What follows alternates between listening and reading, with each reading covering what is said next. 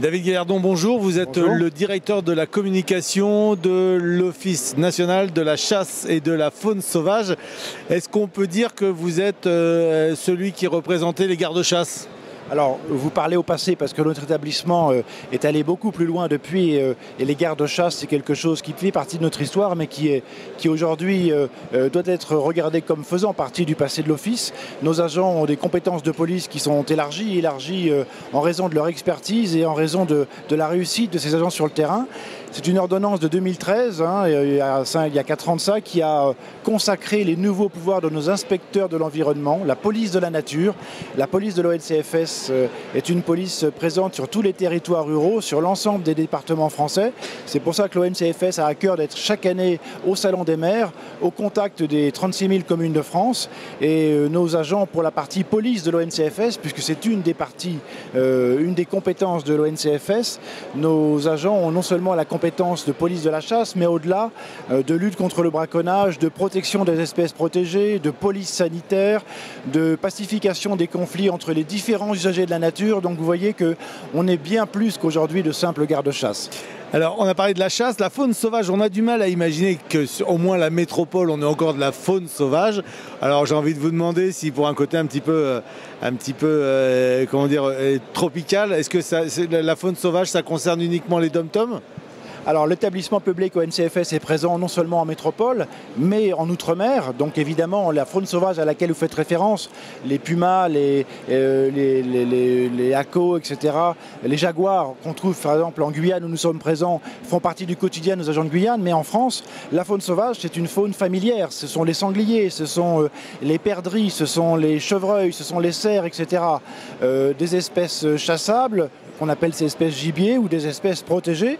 Nous sommes compétents pour des animaux qui là peut-être sonnent davantage faune sauvage dans l'esprit du public. Nous sommes compétents par exemple pour assurer le suivi de l'ours, du lynx ou du loup. On entend souvent que c'est l'homme qui détruit la nature.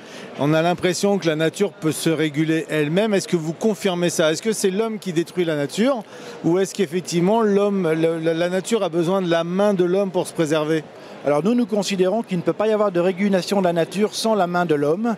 C'est un capital à gérer, effectivement, et c'est une nature qui aujourd'hui est mise sous pression avec un besoin de nos contemporains d'aller profiter de la nature le week-end. Nous sommes dans une société qui est passée en 100 ans d'une société rurale à une société urbaine, voire post-urbaine, et la nature est mise à pression parce que le territoire naturel est grignoté, les villes s'étendent, vous avez des zones pavillonnaires, vous avez des voies de chemin de fer, vous avez des autoroutes, et vous avez des gens qui ont un besoin légitime de se mettre vers le week-end. Et nos agents à l'ONCFS sont là aussi compétents pour rappeler à chacun les usages de la nature, les droits et les devoirs de chacun. Quand vous faites du ski hors piste, vous pouvez contribuer à abîmer la nature. Quand vous faites du quad, vous pouvez contribuer à abîmer la nature. Quand vous êtes chasseur, si vous ne respectez pas ce qui est prescrit, vous pouvez abîmer la nature. Si vous êtes vous-même photographe naturaliste, vous pouvez là aussi abîmer la nature. Donc nous avons tous, vous et moi, des droits et des devoirs pour respecter la nature et l'environnement. Il y a une réelle problématique aussi, c'est l'importation légale ou illégale d'animaux d'autres pays. On a envie de penser que le fait d'arriver dans notre pays n'est pas leur environnement naturel. Souvent aussi, ces animaux sont abandonnés à un moment parce qu'ils dérangent. Est-ce que ces animaux prennent le dessus sur nos animaux familiers ou est-ce qu'il y a là aussi un besoin de réguler, c'est-à-dire que ça désorganise totalement la faune et qu'il faut intervenir pour la réguler. Alors c'est une très bonne question parce qu'il y a à la fois le problème des nouveaux animaux de compagnie, les NAC, pour lesquels nos agents interviennent parfois. Vous savez que la détention d'animaux de ce type est très réglementée aujourd'hui. Je pense aux mygales notamment. Mais vous avez également le problème plus vaste des espèces exotiques envahissantes, des espèces qui sont venues accidentellement dans une caisse de munitions d'un navire américain en 1945 par exemple, ou d'autres qui ont été importées parce qu'elles avaient une vertu décorative dans des parcs, des jardins, et elles risquent en s'adaptant chez nous, en proliférant, de nuire à des espèces endémiques. Je pense par exemple au vison d'Amérique contre le vison d'Europe, à l'écrevisse, pardonnez-moi, je cherchais le mot, l'écrevisse de Floride contre nos écrevisses, la bernache du Canada également. Donc notre établissement est compétent là aussi pour réguler ces espèces invasives. Un autre constat, dans les villes, on voit souvent des sangliers, des renards qui approchent les villes de manière même des fois très très proche des habitations. Ça veut dire quoi? Ça veut dire qu'il y a un réel souci pour eux de se nourrir.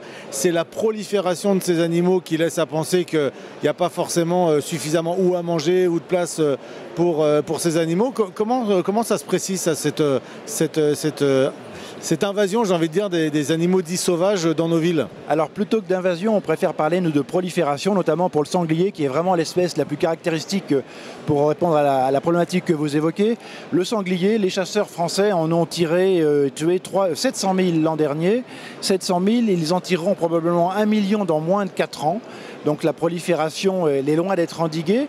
Les chasseurs ne sont pas les seuls acteurs, hein. Il faudra qu'on réfléchisse collectivement à cette maîtrise du sanglier. Il y a eu un plan de maîtrise du sanglier. Différents facteurs expliquent cette prolifération, notamment le réchauffement climatique. Aujourd'hui, les laits sont matures sexuellement plus rapidement, et puis les petits survivent davantage qu'autrefois parce qu'il fait un peu moins froid, parce qu'ils ont plus à manger, etc.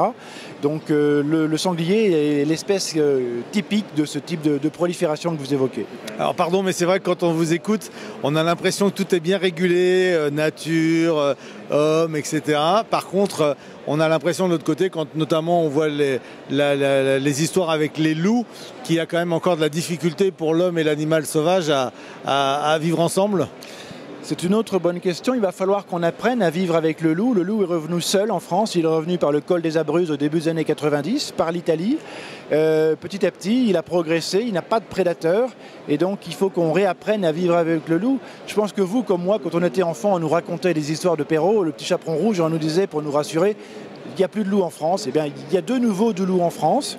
Et donc, c'est une problématique importante. Il va falloir apprendre à vivre avec lui. Et ça concerne l'ensemble des acteurs en partie, que ce soit les éleveurs, les chasseurs, les amateurs de nature, etc. C'est la même problématique pour l'ours?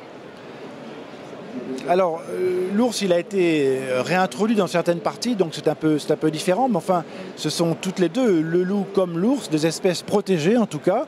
Et ce sont des espèces, pour ce qui concerne l'ONCFS, parce que je ne peux répondre que pour l'établissement public, dont nous assurons le suivi scientifique et qui sont des espèces passionnantes à suivre, bien sûr. Alors, qu'est-ce que vous pourriez dire déjà, petit 1, aux élus qui ont la chance d'avoir des réserves naturelles, ou en tout cas des réserves magnifiques chez eux pour la protection de cet environnement? Sont-ils d'ailleurs sensibilisés à la protection de l'environnement? Et que peut-on dire à celles et ceux qui utilisent ces réserves et qui n'ont pas toujours l'impression de les abîmer, mais comme vous disiez tout à l'heure, qui, au travers de petits écarts, les abîment? Indépendamment des réserves, je crois que les élus et les élus ruraux tout particulièrement, connaissent bien les services départementaux de l'ONCFS. L'ONCFS est présent sur l'ensemble du territoire et dans tous les départements.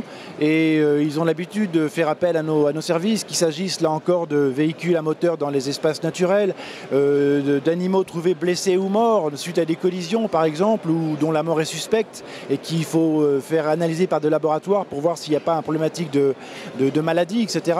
Nos agents également sont présents dans le secteur de la chasse, et les élus ruraux sont très attachés à la pratique de la chasse, notamment à l'encadrement de la chasse en matière de sécurité. Donc vous voyez, on a du pain sur la planche tous ensemble, et le but de l'établissement public, c'est de faire en sorte de rappeler à chacun que nous sommes tous usagers de la nature et que tous nous avons des droits et des obligations.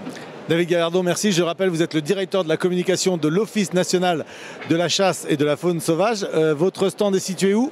Alors, il est au stand F11, allée 2.1. Et dans le hall? Hall 2.1, voilà. Très bien, écoutez, merci beaucoup en tout cas de votre visite, bon salon. Merci. Et puis on aura plaisir à vous revoir en podcast sur radiolocal.fr. Merci beaucoup.